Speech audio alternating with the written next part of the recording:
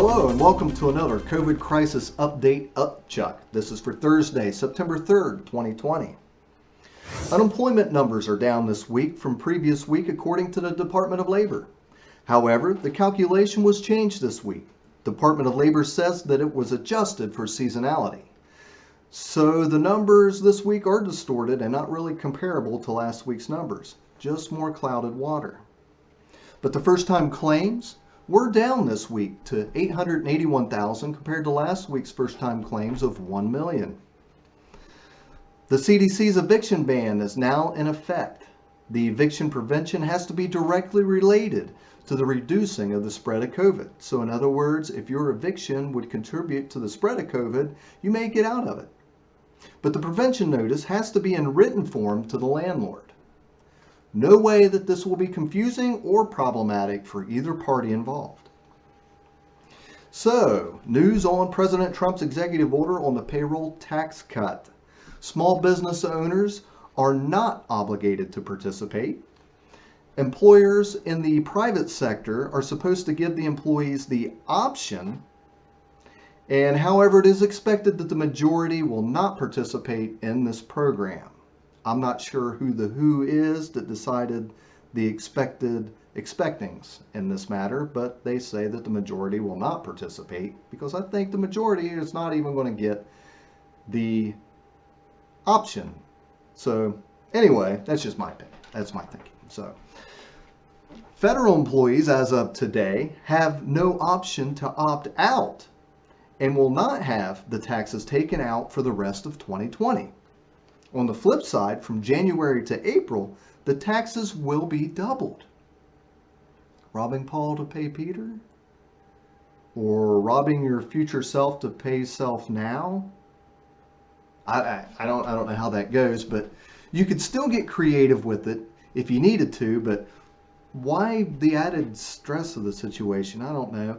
It's just the thought of knowing that my taxes are going to be doubled on down the road after or during a COVID crisis and an election in November and then carrying into the new year. I mean, that just leaves the possibilities kind of endless on how that could come up. But imagine the complications of, you work for them now, you don't have your taxes taken out, you don't work for them at the beginning of the year, you're working for McDonald's now, who's going to be doubling, how much is it doubled, what happens on that, what if you change departments within the federal, and what if you get a raise or your pays change? It seems to me that there's an awful lot of logistics in that whole thing that it's just going to be too complicated.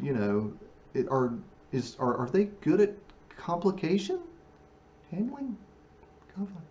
I don't know. Anyway, but this is still all subject to change. So there you go. There's no complication in that. And that they will be working out the final details sometime soon. So the consistency is the inconsistency. At least we have that there. Okay, stimulus package news. Last week, Chief of Staff Mark Meadows and Leader of the House of Representatives Nancy Pelosi held a 25-minute conversation to advance the negotiations. They got nowhere. Remember, Nancy said to the reply on Mark about what was in the $2.2 trillion package, she said that I'm not going to tell you. That was just a failed attempt. So anyway, we get into this week. Nancy Pelosi and Treasury Secretary Steven Mnuchin held a 36-minute phone call to make more progress forward in the stimulus package. Steven Mnuchin asked Nancy Pelosi if her refrigerator was running. She told him that she drinks her vodka warm. There's 2 jokes in that. No charge. Stephen commented on Nancy's hair. And Nancy asked Stephen why he looks like a sexy Clark Kent. I think there might be something going on there. I don't know. Oh, shoot. Oh, man.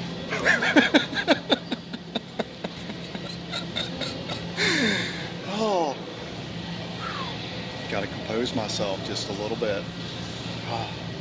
But seriously, when Nancy commented on the call, she stated, "Sadly, this phone call made clear the Democrats and the White House continue to have serious differences in understanding the gravity of the situation that America's working families are facing." So true. That is so true. Nancy says that she is standing firm on the $2.2 trillion package for the American people. The Senate comes back into session in 5 days, so we'll see if there's any progress. Honestly, I am absolutely just embarrassed on how Washington has been handling all of this. Right side, left side, upside, downside, inside, outside, I don't care where you're talking about. It is just absolutely embarrassing to see the circus, and then to think that these are the elected representatives. I mean, they should be a direct reflection of the people. And as I look and see the chaos and what's going on there, I start thinking, this is a reflection of the people.